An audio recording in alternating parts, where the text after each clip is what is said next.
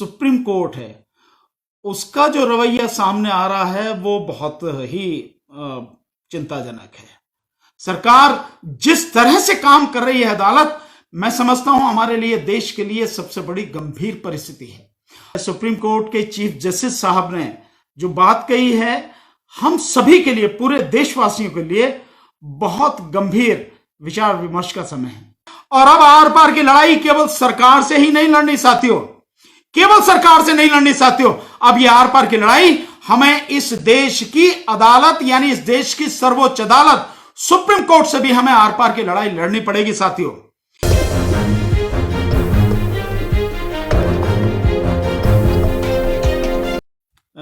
भेदभाव हो रहा है लगातार, जिस तरह से गरीबों को इग्नोर किया जा रहा है, जिस तरह से मजदूरों को बार बार इग्नोर किया जा रहा है और सही न्यूज़ लोगों तक नहीं पहुंच रही, तो बहुत चीज़ें हैं जो लोगों तक नहीं पहुंच रही हैं और लगातार ऐसी चीज़ें आ रही हैं जो बहुत बेचैन कर दे रही हैं।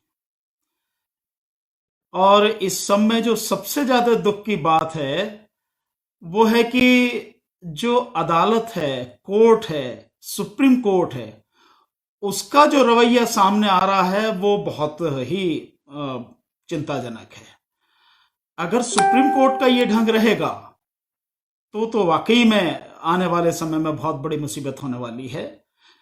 ऐसी ही कुछ बातें हैं जो पीछे हुई हैं, जिनको लेकर वाकई में मैं मानता हूं कि हम लोगों को चर्चा करनी चाहिए और हम सब लोगों के लिए ये बहुत ही चिंतन का समय है, बहुत ही मैं कहूं विचार करने का समय है।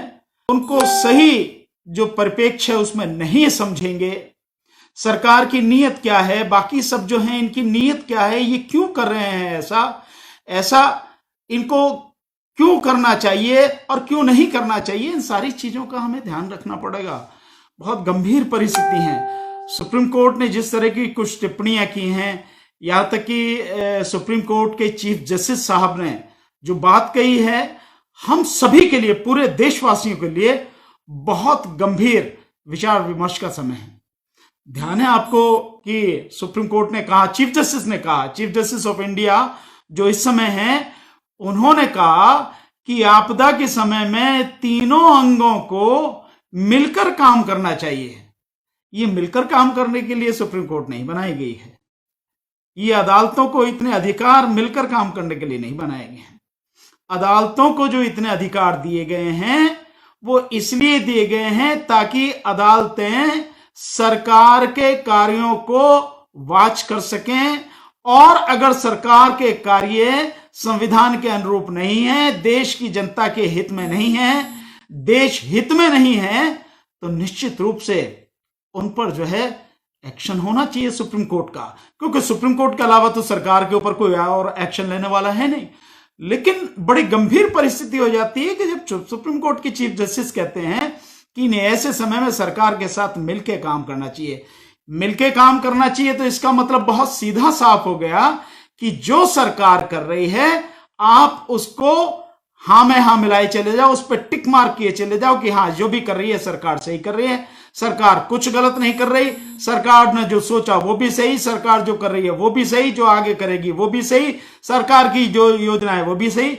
एक और इसमें देखिए कि प्रवासी जो मजदूर हैं उनको लाने के लिए और उनके गांव पहुंचाने के लिए एक जो रिट पड़ी है, रिट डाली गई है कि सरकार से पूछा जाए, तो सरकार से सुप्रीम कोर्ट को उससे जवाब लेने के बजाय सुप्रीम कोर्ट कह रही है, पूछ रही है, सरकार से पूछ रही है कि क्या उन प्रवासी मजदूरों को उनके गांव में भेज सकते हैं क्या। समझिए आप इस चीज की गंभीरता को कि सुप्रीम कोर्ट को कहना ही चाहिए कि भाई ये पिटीशन आया है, आपको ये नोटिस भेजना, आप इसका जवाब दीजिए। और देन उसके बाद में सुप्रीम कोर्ट के जवाब आने के बाद में, क्योंकि ये सब अर्जेंट मैटर है, ये जब तक कोरोना का मामला चल रहा है प्रवासी मजदूरों का तब तक ही मसला है, उसके बाद में सारी स्थिति जो है थोड़ा अलग तरीके से बैठेगी। सो उस समय में जब सरकार से माननीय अदालत को जवाब लेना चाहिए, सरकार पूछ रही है, इसका मतलब ये हुआ कि क्या उन्हें भेज सकते हैं या नहीं भेज सकते हैं। तो इसका मतलब यह है कि सरकार कहेगी नहीं भेजना तो नहीं भेजेंगे आप। तो क्या अदालत सरकार के हिसाब से चल रही है? क्या अदालतों को सरकार के हिसाब से चलना चाहिए? सरकार की मर्जी के अनुसार, उसकी मर्जी के अनुरूप काम करना चाहिए? इस बात के लिए अदालतें बनाई गई हैं। जो तीसरा स्तंभ है लोकतंत्र का, संविधान के माध्यम से जो तीसरा स्तंभ है, क्या उसे इस तरह से काम करना चाहिए? क्या उसे इसलिए बनाया गया है कि वो सरकार से पूछे कि भाई ये कर सकते नहीं कर सकते, बल्कि उसको ये पूछना चाहिए कि ये पिटीशन आया है, आप इसका जवाब दीजिए, उससे जवाब मांगिए आप। देन उसके बाद में जब आर्गुमेंट हो, मैटर फाइनली जब सुना जाए, तब आप डिसाइड कीजिए कि क्या सही है, क्या गलत है, क्या कॉन्स्टिट्यूशन के अनुरूप है और क्या कॉन्स्टिट्यूशन के अगेंस्ट है। हमें उन सारी चीजों को देखना है, लेकिन ऐसा नहीं हो रहा। सरकार जिस तरह से काम कर रही है अदालत, मैं समझता हूं हमारे लिए, देश के लिए सबसे बड़ी गंभीर परिस्थिति है। और इस समय साथियों, जो सबसे बड़ी एक और टिप्पणी आई है कि कोरोना के बीच में सरकार आरक्षण पर टिप्पणी कर रही है। आरक्षण पर टिप्पणी कर रही है, यह बहुत ही गंभीर मसला है। और अदालत कह रही है, सुप्रीम कोर्ट कह रही है कि इसकी समीक्षा होनी चाहिए कि जो लोग 70 साल में जो इसका फायदा उठा चुके हैं, उनके अलावा का लाभ मिल सके, इसकी बात। तो क्या ये जो सारी स्थिति है, क्या इस विषय में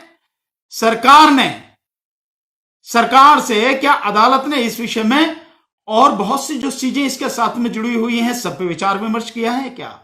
सबकी जानकारी सरकार ने हासिल की है क्या?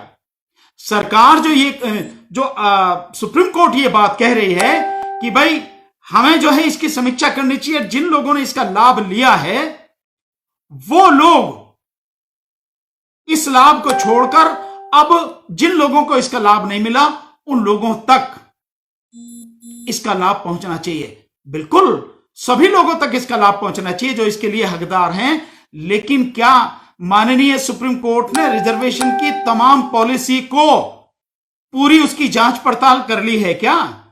क्या माननीय सुप्रीम कोर्ट को यह भी पता है कि रिजर्वेशन क्या है, रिजर्वेशन क्यों है? यह अनुच्छेद 16(4) के अंतर्गत जो रिजर्वेशन सर्विसेज में दिया गया है और अनुच्छेद 330 वगैरह के इसमें जो दिया गया है, इन सब के विषय में क्या है, सुप्रीम कोर्ट को मालूम है क्या? या सुप्रीम कोर्ट ने यह टिप्पणी करने से पहले कि इसकी समीक्षा होनी चाहिए? साथियों, मैं बार बार आपसे एक रिक्वेस्ट कर रहा हूं इस बात को, क्योंकि मैं इस विषय पर बहुत एक डिटेल में एक चर्चा हमारे बीच में रहेगी। ये एक छोटा मुद्दा नहीं है। मैं समझता हूं अब हमारी जो डायरेक्ट फाइट है, आने वाले समय में हमें सुप्रीम कोर्ट के साथ निश्चित रूप से फाइट करनी पड़ेगी, संघर्ष करना पड़ेगा साथियों, क्योंकि सुप्रीम कोर्ट एक ऐसा माध्यम बन गया है जो बार बार हमारे रिजर्वेशन, आरक्षण, इस पर बिना सोचे समझे टिप्पणी करता है और इसके रास्ते में सबसे बड़ी बाधा बन गया है। इसलिए हमको इस पर बड़ी गंभीरता से सोचना पड़ेगा। और सीधा मुझे कहने में कोई शक नहीं है, कोई जरा भी झिझक नहीं है कि आने वाले समय में सुप्रीम कोर्ट से हमारा संघर्ष होना है साथियों, संघर्ष करना पड़ेगा हमें, क्योंकि जो एक अदालत न्याय करने के लिए बनाई गई है, वो न्याय करना तो दूर बल्कि अन्याय का समर्थन कर रही है, अन्याय का लगातार अन्याय के साथ में खड़ी है। मैं एक चीज और आपसे कहूंगा साथियों, इसको लगातार इस बात को आप शेयर भी करते रहिए ताकि अधिक से अधिक लोग जुड़ें। ग्रुप में शेयर कीजिए, जो आपके दोस्त हैं उनको शेयर कीजिए, अधिक से अधिक लोग जुड़ेंगे, ये बहुत जरूरी है। आज मैं थोड़ी सी कुछ परिस्थितियां बना के बाकी इसके विषय में मैं बहुत डिटेल में चर्चा करूंगा साथियों, और चाहूंगा कि आप और हम सब लोग, क्योंकि ये मसला लगातार आ रहा है।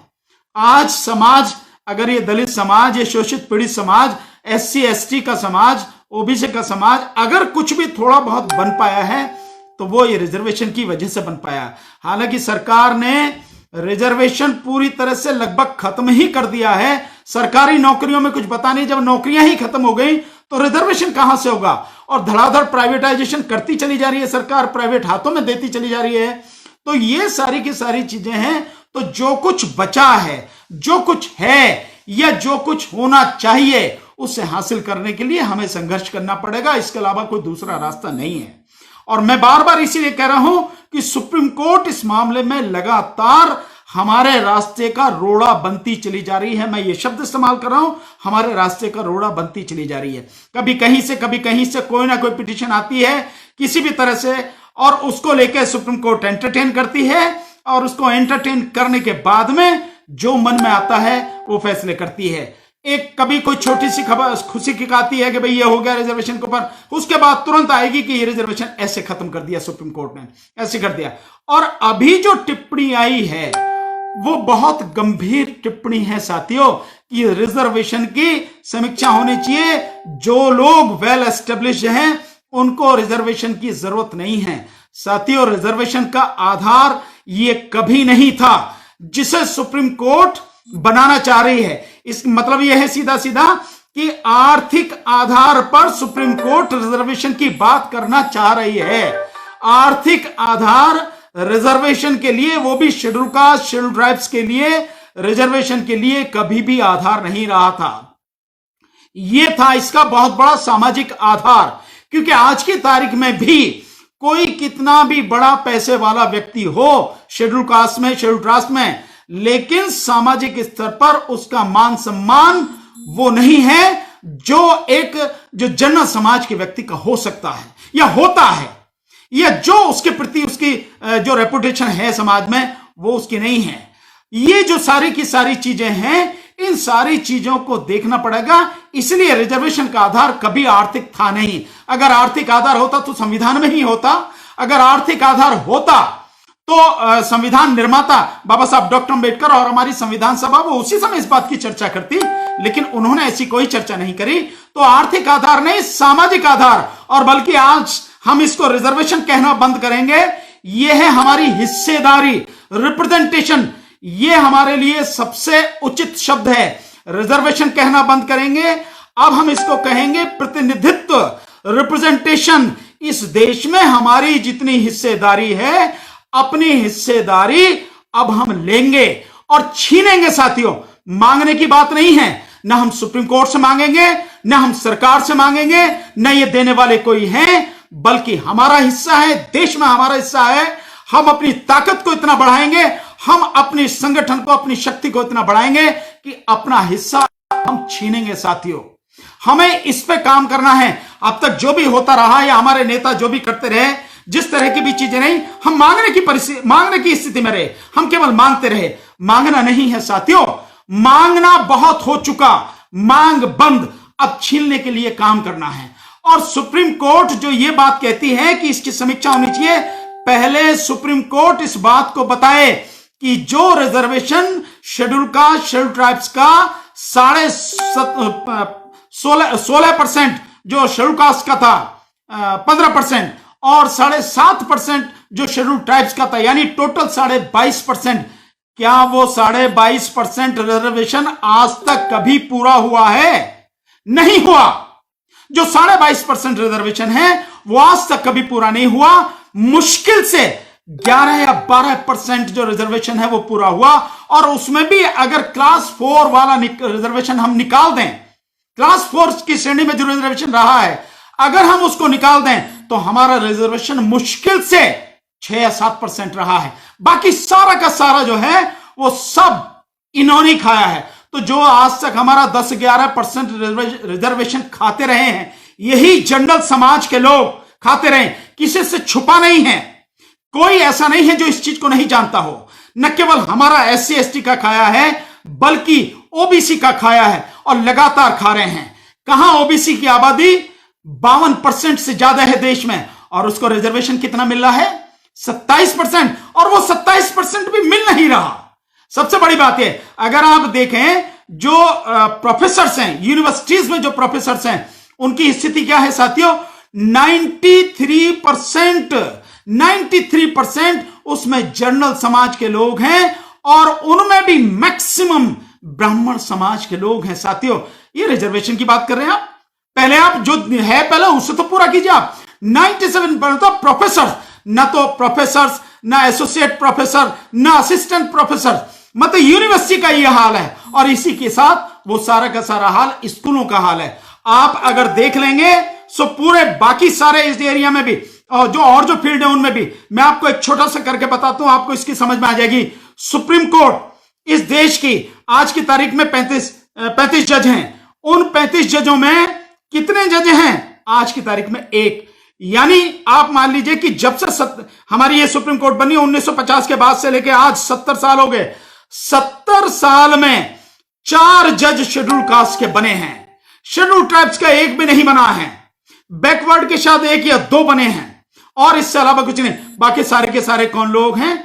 वो सारे के सारे सवर्ण समाज के लोग हैं, जनरल समाज के लोग हैं सुप्रीम कोर्ट में। और इस देश की अदालतें जो हाई कोर्ट हैं, हर प्रदेश के हाई कोर्ट जो पहले 18 थी, फिर 21 हुई और आज की तारीख में वो 24 हाई कोर्ट हैं। उन 24 हाई कोर्टों में 1095 हाई कोर्ट जजेस की वैकेंसीज हैं। 1095 ये अप्रूव्ड हैं और हैं कितने? मुश्किल से जो खाली पड़ी है लगभग 450 जो हाई कोर्ट जजेस की सीटें वो खाली पड़ी हैं साथियों। और उनमें जो भरी हुई है उसमें से 22 या 23 शेड्यूल कास्ट हैं और 22-23 के लगभग बैकवर्ड के हैं। बाकी सारे कितने हैं? जबकि होना कितना चाहिए? अगर हम सुप्रीम कोर्ट की बात करते हैं तो सुप्रीम कोर्ट में SC, ST और OBC टोटल मिला के कम से कम 17 जज होने चाहिए। 17 जज SC, ST, OBC के। और हाई कोर्ट में कितने होने चाहिए? 1095 का 50% कर लीजिए। ये मैं अभी उसी की बात कर रहा हूं। हालांकि वो भी एक सबसे बड़ा सवाल है कि 50% से ज्यादा आरक्षण नहीं होगा, उस पर भी मैं बात बताऊंगा। तो हम कर कितना सकते हैं? हम इसमें भी अगर हाई कोर्ट में मान लें तो हमारे कम से कम 550 जजेस हमारे होने चाहिए SC, ST और OBC के। इसके अलावा साथियों अगर जो बाकी नीचे की जो कोर्ट हैं उनका आप हाल लगा सकते हैं कि क्या हाल है। जिस तरह से हर जगह है। इसके अलावा दिल्ली यूनिवर्सिटी में जो जुड़े हुए उससे एफिलेटेड जो कॉलेज हैं वो 83 कॉलेज हैं। एक कॉलेज में शेड्यूल कास्ट जो है वो प्रिंसिपल है, बाकी किसी कॉलेज में नहीं है। OBC तो है ही नहीं कहीं। तो OBC की तो बात आप देखिए, OBC तो बहुत पीछे है। और SC, ST के रिजर्वेशन जो पूरा नहीं किया उस पर समीक्षा की बात सुप्रीम कोर्ट कर रही है। ये हमारे सामने एक बड़ी गंभीर परिस्थिति है साथियों। आज अगर हम इस सारी चीज को नहीं समझे हैं तो धीरे धीरे एक एक करके जिस तरह से हमारे सारे आगे बढ़ने के सारे रास्ते, हमारे एजुकेशन के सारे रास्ते सब खत्म कर दिए। दूसरी तरफ अगर आप देखें, इन्होंने मुस्लिमों को टारगेट पे ले रखा है।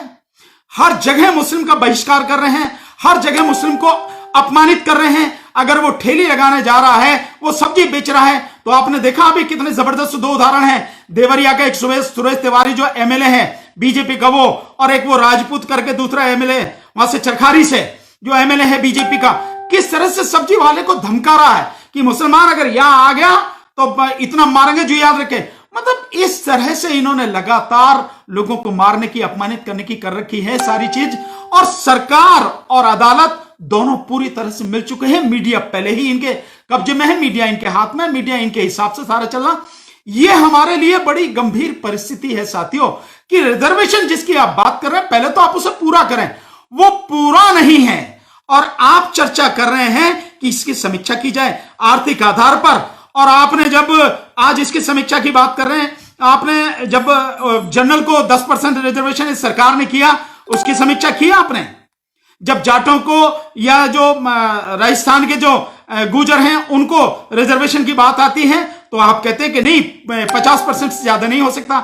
लेकिन जब 10% रिजर्वेशन आपने जो जनरल समाज के लोग हैं उनको दिया, तब आपने कोई समीक्षा नहीं की।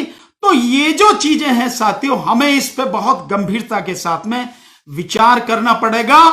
धीरे धीरे आप देख रहे हैं ये सरकार लुटेरों की सरकार हो गई है और ये हर किसी का हक लूट रही है। हम अगर आज की तारीख में भी नहीं जागे, हम अगर आज की तारीख में भी इकट्ठे नहीं हुए, आज की तारीख में भी इकट्ठे होके अपने समाज के लिए, अपने लिए अगर हम संघर्ष नहीं कर पाए तो साथियों हमारा होना ना होने का कोई मतलब नहीं है। हमारे पढ़े लिखे होने का, हमारे जो मजबूत होने का, हमारे पास चाहे पैसा हो या कुछ भी हो, उन सारी चीजों को कोई मतलब नहीं है अगर हम समाज के लिए आज की तारीख में लड़ नहीं पाते। और हमारे रहते रहते सब कुछ खत्म हो जा रहा। हमारे जो तथाकथित नेता हैं, MLA हैं, MP हैं, ये कोई करने वाला नहीं है। अगर ये कुछ करने वाले होते तो आज की तारीख में हम इस स्थिति में नहीं होते साथियों, समाज इस स्थिति में नहीं होता जिस स्थिति में समाज को पहुंचा दिया गया। सारे के सारे नेता, लोकसभा में 131 एमपी हैं शेड्यूल कास्ट के, और राज्यसभा में भी तकरीबन 15-20 के लगभग एमपी हैं, और इसके अलावा बैकवर्ड के हर जगह एमपी हैं। क्या बैकवर्ड वाले कर रहे हैं? क्या SC ST वाले कर रहे हैं? क्या कर रहे हैं ये लोग नेता? और अगर MLA की बात देखी जाए तो तकरीबन 1150 के लगभग MLA SC और ST के हैं पूरी विधानसभा में। 30 विधानसभा इस देश में, उन 30 विधानसभाओं में और 7 विधान परिषदों में मिला के तकरीबन 1150 MLA और MLC हैं। क्या कर रहे हैं ये सारे के सारे लोग? इनके सबके रहते सब कुछ खत्म हो गया, सब कुछ प्राइवेट हाथों में चला गया, पूरा रिजर्वेशन खत्म हो गया, एजुकेशन का भट्टा बैठ गया, समाज बद से बदतर हालत में आ गया। और आज इस कोरोना के दौर में समाज भिखमंगी की उस पर कगार पर पहुंच चुका है, भिखमंगी के दरवाजे पर पहुंच चुका है। तो क्या कर रहे हैं? ये करना हम ही को है साथियों। इसलिए मेरा बार बार आपसे कहना है साथियों, हमें समझना पड़ेगा, हमें सोचना पड़ेगा, बहुत बढ़िया तरीके से एक रणनीति बनानी है। और अब आर पार की लड़ाई केवल सरकार से ही नहीं लड़नी साथियों, केवल सरकार से नहीं लड़नी साथियों। अब ये आर पार की लड़ाई हमें इस देश की अदालत, यानी इस देश की सर्वोच्च अदालत सुप्रीम कोर्ट से भी हमें आर पार की लड़ाई लड़नी पड़ेगी साथियों। या तो रहेंगे या खत्म हो जाएंगे।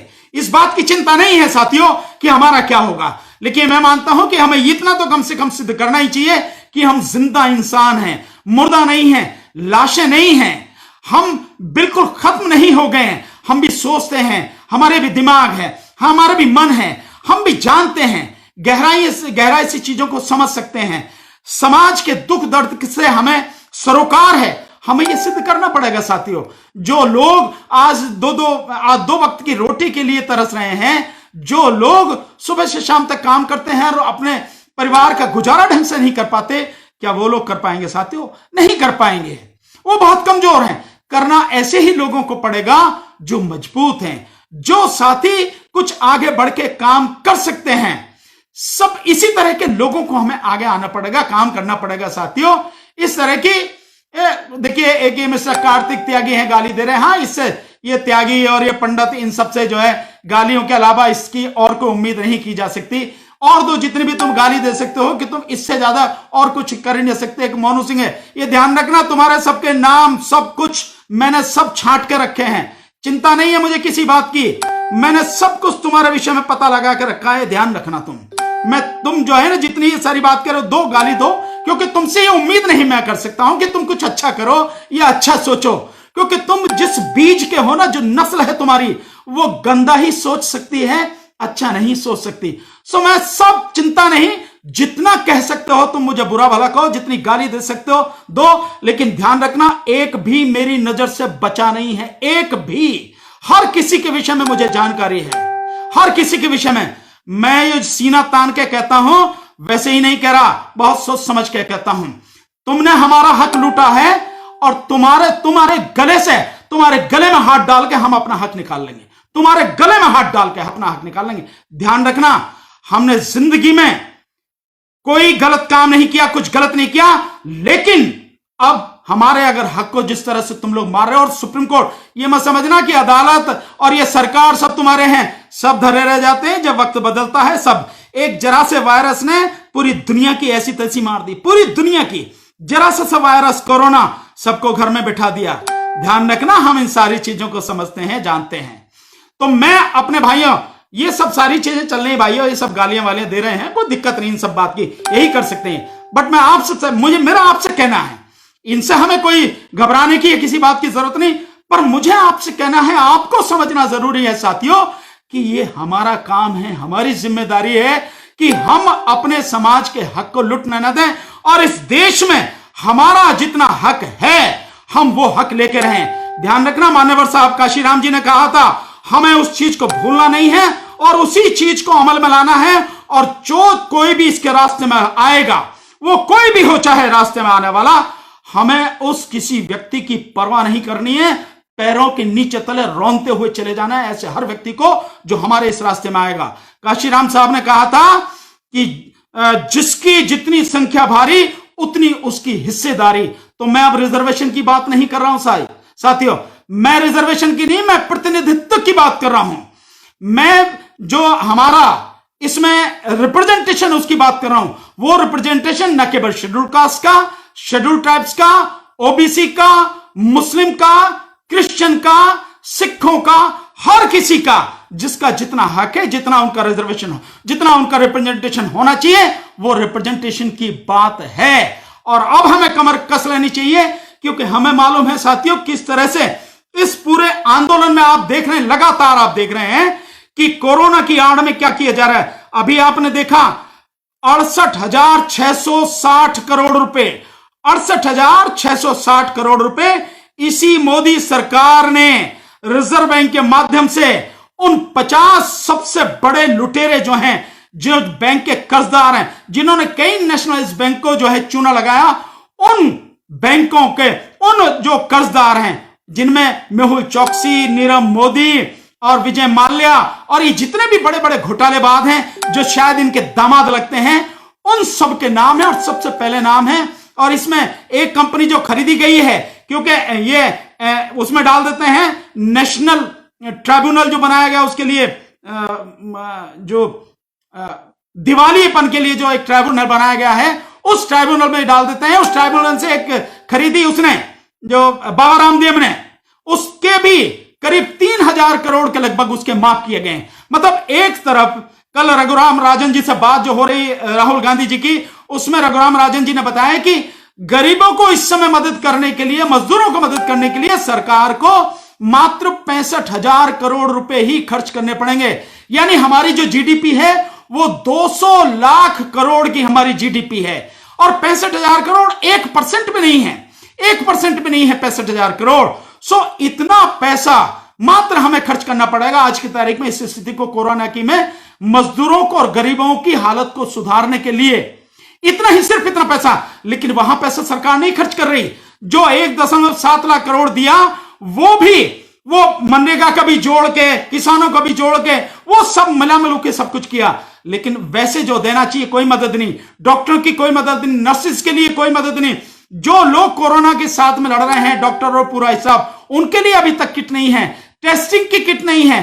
टेस्टिंग की किट में भी 18 करोड़ 75 लाख रुपए बेईमानी कर ली, घोटाला कर लिया गया, जिस व्यक्ति को दिखी। और उसमें कोई दलित नहीं था, कोई ओबीसी नहीं था, कोई मुस्लिम नहीं था, सारे वो जनरल समाज के लोग थे, जिन्होंने ऐसे बुरे समय में भी, ऐसे भयानक समय में भी 18 करोड़ 75 लाख का घोटाला किया। तो सारे घोटालेबाज वही हैं। सबको जिस तरह से लगातार ये सरकार घोटालेबाजों को बचा रही है, तो 68,660 करोड़ रुपए उनके माफ कर दिए, बट्टे खाते में डाल दिए।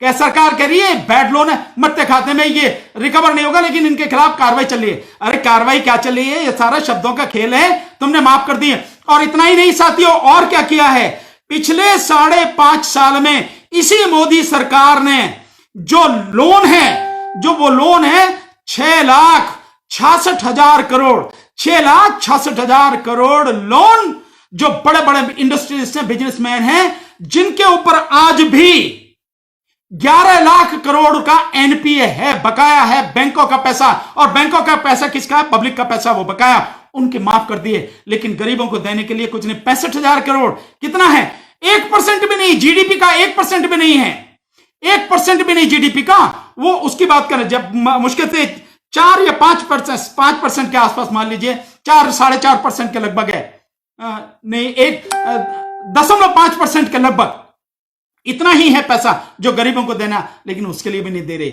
अमीरों को आज भी विदेशों तक से बाहर से ला रही है सरकार, और अमीरों को यहां से वहां बसों से भी भिजवा रही है।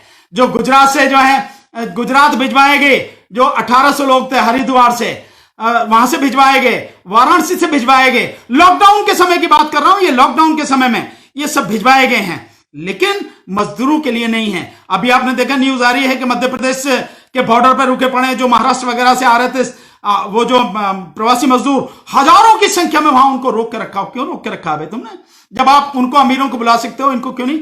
सो बहुत गंभीर परिस्थिति है जिसमें से हम गुजर रहे हैं। इन सारी चीजों पर हमें बहुत ही तरीके से चर्चा करनी है साथियों, सोचना है साथियों, और हमें हर तरह से इन समस्याओं का समाधान करना है साथियों। मैं आपसे एक रिक्वेस्ट करूंगा, परसों मैं इस रिजर्वेशन और प्रतिनिधित्व के विषय में डिटेल में आपसे बात करूंगा। अभी तो केवल आज एक भूमिका मैंने आपके सामने बंधी, और परसों 1 बजे यानी 3 तारीख को 1 बजे मैं पूरी डिटेल के साथ में आपके सामने उपस्थित होऊंगा। मैं आपसे, मुझे निवेदन है कि जिस तरह का प्यार, जिस तरह का साथ लगातार मुझे मिल रहा है, जितने साथी मुझे इस समय देख रहे हैं, शेयर कर रहे हैं, मैं आपसे यही निवेदन करूंगा, हाथ जोड़ के यही निवेदन करूंगा साथियों, इसको ज्यादा से ज्यादा शेयर कीजिए, और ताकि उस दिन इसका प्रचार ज्यादा से ज्यादा कीजिए, ताकि उस दिन एक बड़ी संख्या में लोग हमारे साथ जुड़ सकें और हम इस समस्या के समाधान की तरफ, एक बड़े मजबूत संघर्ष की तरफ बढ़ सकें साथियों। बस इसी के साथ मैं आज की बात खत्म करना चाहूंगा। आप मेरे साथ में आए, आपने साथ दिया, आप सबका दिल से धन्यवाद सभी को। और जिन्होंने गाली दी है, जो अभी भी देख रहे हैं, गाली दे रहे हैं उनके, और धमकी भी दे रहे हैं, कोई दिक्कत नहीं इन सब चीजों की, वो सारी की सारी चीजें, क्योंकि जो भी ताकतवर होता है, जो भी सही बात कहने वाला होता है, इन्हें बेचारों को कपकपी लगती है, इन्हें डर लगता ही है उससे। सो मैं इनका डर समझ सकता हूं। सो उनका भी धन्यवाद, मेरे तमाम साथियों का धन्यवाद, मेरे दोस्त, मेरे जानने वाले, मेरे मित्र, जितने भी साथी जुड़े हैं, मेरे रिश्तेदार, परिवार के लोग, उन सभी का दिल से धन्यवाद। सभी को एक बार जय भीम, नमो बुद्धाय, आदाब, सत श्री अकाल, नमस्कार, गुड आफ्टरनून। और आज जाते जाते, आज मजदूर दिवस, 1 मई मजदूर दिवस पर मेरे सभी मजदूर भाइयों को इस मजदूर दिवस की हार्दिक बधाई, सभी साथियों को हार्दिक बधाई, दिल से बधाई। कोशिश करेंगे हम कि आपके जीवन में उजाला ला सकें, आपकी जो दिक्कतें हैं उन दिक्कतों को हम दूर कर सकें साथियों। यही कोशिश है कि गरीब की, मजदूर की, समाज के लोगों की हम लोग किसी भी तरह से मदद कर सकें। संघर्ष बहुत है, रास्ता लंबा है, लेकिन हम किसी हालत में पीछे हटने वाले नहीं हैं, रुकने वाले नहीं हैं, और धीरे धीरे पूरे देश में नहीं, दुनिया में लोग हमारे साथ जुड़ते चले जा रहे हैं। आप सभी का फिर मजदूर दिवस की सभी को, दुनिया भर के मजदूरों को दिल से बधाई, हार्दिक बधाई देते हुए बहुत बहुत शुक्रिया। जय भीम, नमो बुद्धाय। चैनल को सब्सक्राइब नहीं किया है तो प्लीज सब्सक्राइब कीजिए और ताज़ा अपडेट पाने के लिए बेल आइकन को दबाना ना भूलें।